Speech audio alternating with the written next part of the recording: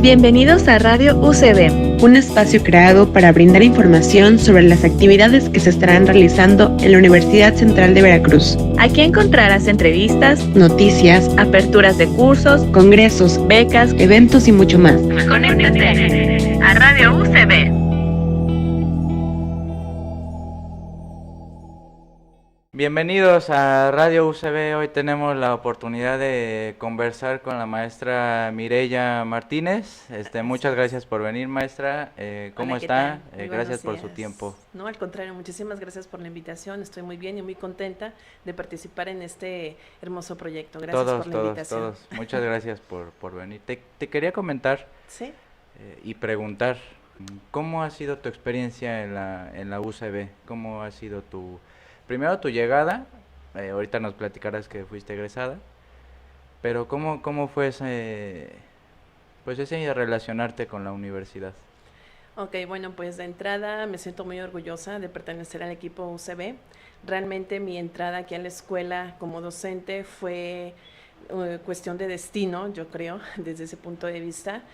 Tuve una amiga que precisamente cursó la maestría en educación hace algunos años atrás. Ella me invitó a que yo continuara con mis estudios de actualización. Y bueno, pues evidentemente no me pareció mala idea. Tenía yo las condiciones necesarias y básicas para poder cursar dicha oportunidad. Y bueno, me acerqué a la escuela. En su momento, pues la institución no se encontraba en este espacio, estaba en otro. Entonces, pues bueno, hablé con el ingeniero y me brindó la oportunidad de iniciar la maestría en educación. Soy generación 2014-2016, egresada precisamente en el 2016. Entonces, después surge la invitación por parte del ingeniero para conformar o ser parte de la plantilla docente. Y pues bueno, de entrada me parece una excelente idea porque también como docente necesitamos tener muchísima experiencia, claro, para poder conformar ese perfil indispensable para dar las clases. Entonces acepté la propuesta y desde el 2016 a la fecha pues soy parte de este equipo. Y justamente, ¿qué posición asumes en que eres egresada de esta universidad en la maestría y volver como a dar clases de licenciatura? ¿Qué posición asumes en ese sentido con los alumnos de licenciatura, dado que tú ya pues llevas una cierta trayectoria académica, institucional, educativa? Claro. Yo creo que es diferente como ser egresada de una universidad y después volver como a la cueva Sí, de Platón, ¿no? Así es. Bueno, pues de entrada tengo bien puesta la camiseta de una responsabilidad profesional, puesto que ya como estudiante ya vi todos los retos que uno asume dentro del aula. Pues estar desde el otro lado también implica muchísimo compromiso, no solamente académico, sino también social. Entonces, el papel que yo asumo bajo esa situación de volver como egresada, pero ya ahora como maestra, realmente es un reto constante para mí. La experiencia que he tenido con los diferentes grupos ha sido efectivamente en el nivel licenciatura, pero también me he fincado a la cuestión de la maestría. El ingeniero ha tenido invitación para poder incursionar conmigo ese papel como docente en posgrado, en este caso la maestría en educación. He tenido muchos grupos y yo creo que más allá de esa situación académica, insisto, está la situación social. He hecho amistades, hay amistades muy valiosas en esta universidad que han trascendido el espacio áulico y que evidentemente en la responsabilidad inicial está muy de antemano con la invitación que me hizo el ingeniero. Yo creo que el respeto a la confianza que se me tiene para poder ejercer la labor como docente. Muy bien. ¿Y podrías distinguir el tipo de alumno de licenciatura, sobre todo de la carrera de educación, con el de la maestría? Sí hay, evidentemente hay diferencias, pero ¿cuáles podrían ser algunas? De entrada, el conocimiento, pues evidentemente en licenciatura es un conocimiento básico de formación profesional. Ya en la maestría, esa postura en cuestión de conocimientos y habilidades va exigiendo más grado de profundidad, de análisis, de síntesis, de reflexión, de crítica, de propuesta. Entonces, pues bueno, si nosotros, por ejemplo, tenemos un grupo desde licenciatura y continúa a nivel maestría, por supuesto que el reto todavía es más allá, porque como docente te tienes que actualizar, tienes que finalmente poner el ejemplo. En este caso, no puedo exigir a un estudiante que analice un texto si finalmente no le doy las armas o las herramientas didácticas necesarias para hacerlo. Entonces, esto a ti como docente te lleva a retos profesionales constantes, pero sí hay una diferencia muy, digamos, atinante en la cuestión de un estudiante de licenciatura y un estudiante de maestría. Por supuesto, yo creo que aquí la responsabilidad o la corresponsabilidad implica tener compromiso como docente, pero insisto, también el compromiso debe de estar por parte del estudiante, porque aunque tú como docente intentes finalmente contener la intención de una formación profesional, el estudiante no solo debe de tener un conocimiento, también debe de tener habilidades y también debe de tener muchas actitudes necesarias para poder juntos, en este caso, crecer en ese camino profesional. Sí, claro, si no se logra esa corresponsabilidad dialéctica, podríamos decir así, entre el alumno y el docente, pues difícilmente se va a lograr un aprendizaje significativo, ¿no? O sea, si todo el tiempo el profesor está mandando información y los alumnos no están dispuestos a aprender, difícilmente la función del docente puede llevarse a cabo. ¿No crees eso? Así es, por supuesto. El compromiso, insisto, es de ambos. El reto también es de ambos, no lo dudo. O sea, finalmente como docente tenemos que tener la humildad necesaria y la empatía como una de las habilidades importantes y actitudes para encaminar a ese estudiante. Yo considero que tenemos un rol como docentes fundamental en esta sociedad, sobre todo con toda la situación que se ve en ocasiones compleja, en ocasiones amenazante, pero también, ¿por qué no?, en ocasiones como áreas de oportunidad para poder crecer ambos. Claro. Ahora bien, ante un mundo en el que digamos que el individuo está vaciado de sentido, o sea, el yo tradicionalmente entendido está vaciado, parece que no hay sentido a las cosas. Así es. ¿Qué retos tú encuentras como tu función como docente con esos alumnos? O sea, claro, alumnos que vienen de una tradición posmoderna, en el que prácticamente la educación está en crisis, todo está en crisis, todo está en riesgo. Sí. ¿Qué problemáticas has visto tú en tu función y en tu experiencia como docente? Muy interesante la pregunta. Realmente considero que el reto principal es formar en valores, ¿sí? En todo caso, sabemos que hay una familia base para poder educar en valores.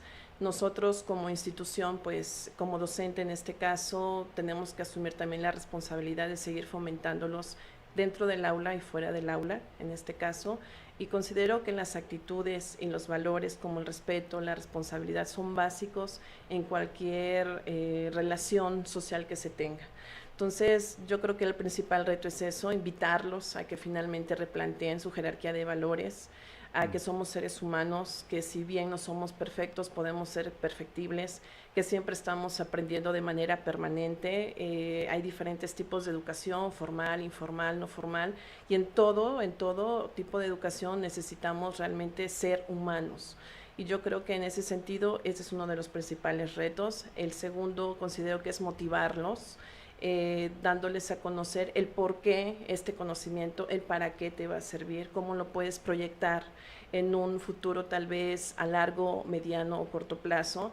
Y yo creo que en esas dos herramientas básicamente se encuentra el sentido del por qué necesitas estar aquí, por qué necesitas formarte como ser humano. Antes que ser un profesional debes de fomentar esa parte del yo existencial, pero no una motivación, digamos, colapsada por autoengaño, sino más bien una motivación personal, intrínseca finalmente, que pueda despuntar no solamente a la parte académica, sino también a otro tipo de dimensiones que les interese.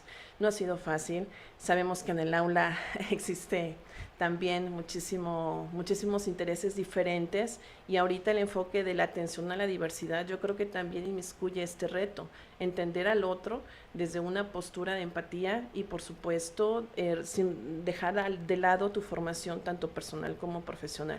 No es sencillo, pero es un privilegio ser docente. Ah, qué bonita frase, qué bonita. O sea, a pesar de todo, está muy chido ser docente, ¿no? Por supuesto, sí, definitivamente. Yo considero que la vocación ha estado desde siempre.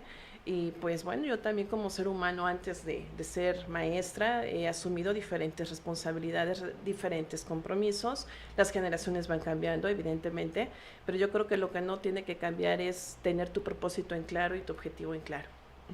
Mireya, ¿tú cómo descubriste tu vocación o cuál fue el proceso de descubrirla? Si se puede descubrir, claro. O sea, esta vocación, ¿cómo llegó a ti? Llega desde un reto personal en la infancia, en donde, por ejemplo, a nivel primaria, yo era una de las alumnas que reprobaba todas las materias. Realmente pues dije, no, esto no debe ser, vaya, no, sé que un número no dice todo, lo sabemos. Sin embargo, pues el reto personal era el que tú sola tenías que autoaprender en algunas ocasiones, buscar esas formas, definitivamente. Mi familia pues no tenía una formación educativa básica ni inicial, entonces era un reto constante aprender a leer, aprender a escribir. Dije, bueno, personalmente bajo ese crecimiento y ese reto se asumió, yo creo que ya no solamente a nivel, insisto, particular, ya fue un reto más allá, profesional, ¿sí? El estar siendo autodidacta, te das cuenta y descubres muchas estrategias. Entonces, a partir de ahí nace esa situación de aprender, pero también ayudar a otros a hacerlo. Entonces, desde ahí empezamos, desde la educación primaria, y pues a la fecha no me quito la camiseta, insisto, de ser docente. Y pues estamos en un reto constante de actualización, de empatizando con todo mundo, porque he tenido estudiantes desde la adolescencia hasta prácticamente estudiantes que finalmente son un poco mayores de edad, ¿no? En ese sentido, y pues he tenido de todo un poco y he aprendido muchísimo también de ellos, por supuesto, y también gracias a ellos me debo yo.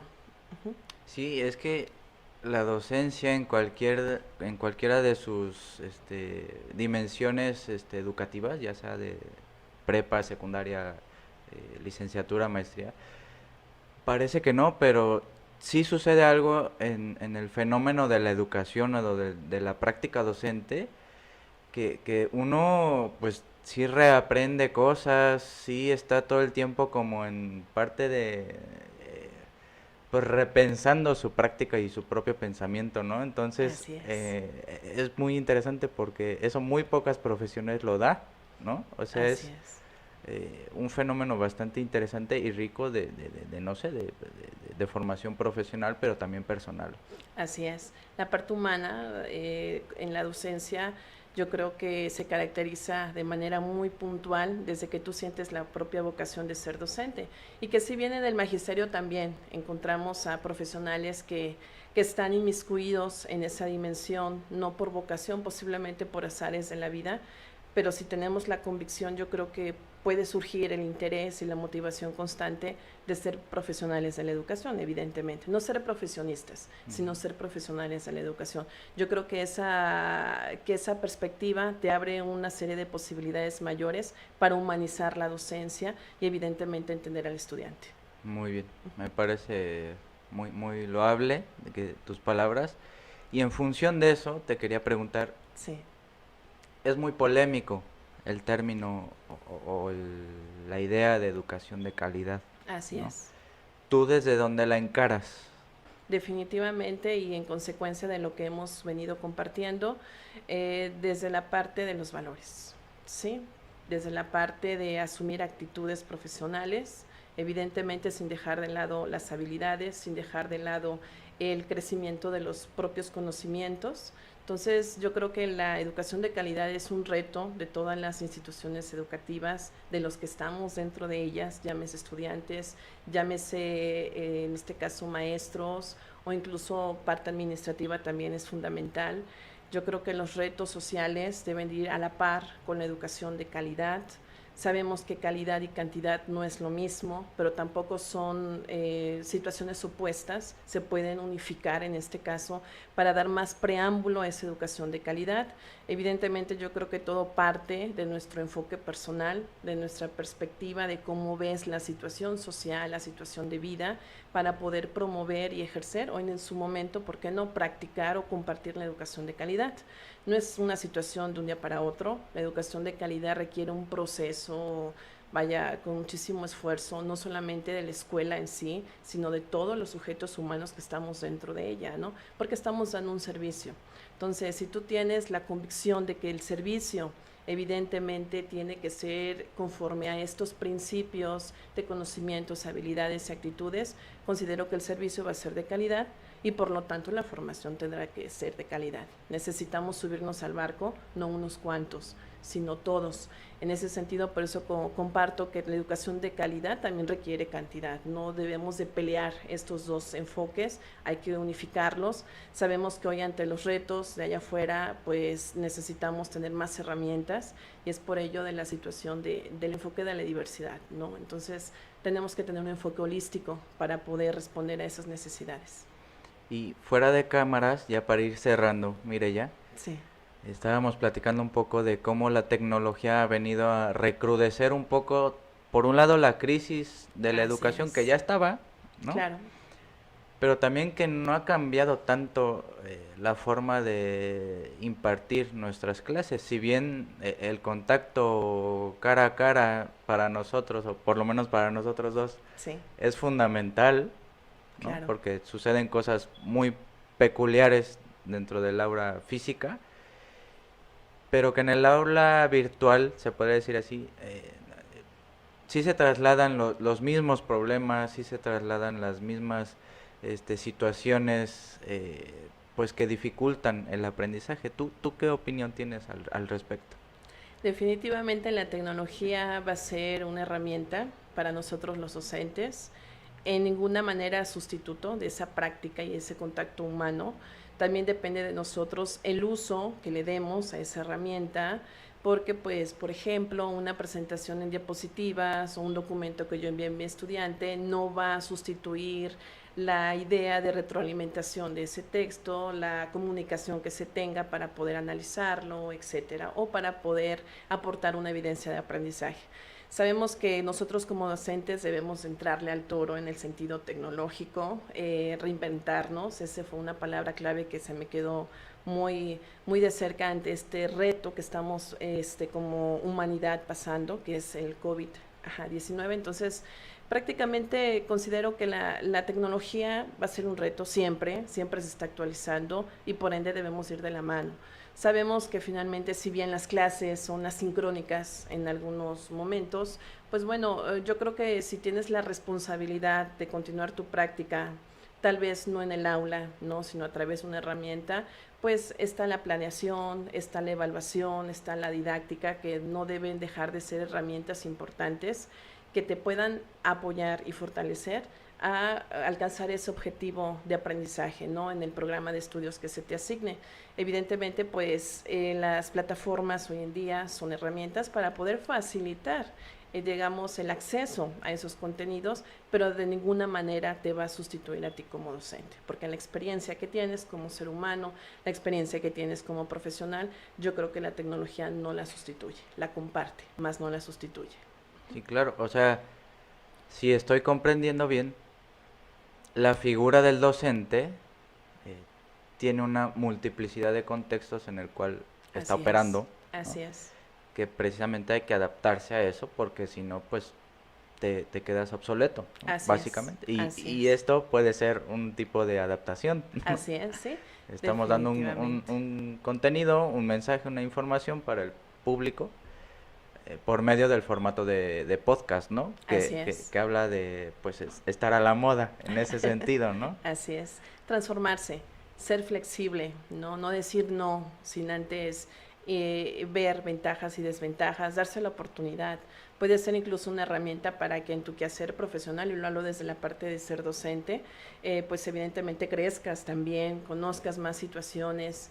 Insisto, la práctica no la sustituye en la tecnología, la apoya, la guía, la hace más cómoda en cuestión de velocidad o rapidez, pero si tú tienes bien fincado tu objetivo como docente y el estudiante evidentemente tiene también esa responsabilidad de seguir aprendiendo, no va a haber obstáculos.